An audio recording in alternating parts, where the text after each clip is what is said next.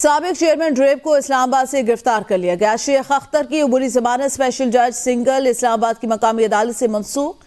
शेख अख्तर पर जाली डिग्री पर चेयरमैन ड्रेप तैनाती का इल्जाम। साबिक चेयरमैन ड्रेप को FIA एंटी करप्शन इस्लामाबाद ने गिरफ्तार किया है।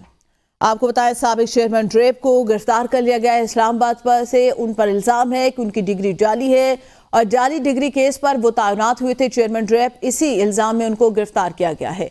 शेख अख्तर पर जाली डिग्री पर चेयरमैन ड्रेप तैनाती का इल्जाम है। FIA एंटी करप्शन ने साबिक चेयरमैन ड्रेप शेख अख्तर को गिरफ्तार कर लिया। इस्लामाबाद की मकामी अदालत ने अबूरी जमानत उनकी मनसूख कर ली है। अहम डेवलपमेंट है इस्लामाबाद से। FIA एंटी करप्शन ने साबिक चेयरमैन ड्रेप शेख अख्तर को गिरफ्तार कर लिया। शेख अख्तर पर जाली डिग्री पर चेयरमैन ड्रेप तैनाती का इल्जाम है।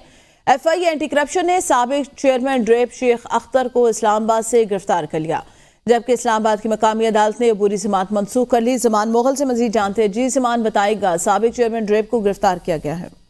जी बिल्कुल, साबिक चेयरमैन ड्रेप शेख अख्तर को गिरफ्तार कर लिया गया है और FIA एंटी करप्शन की टीम ने इनको गिरफ्तार किया है।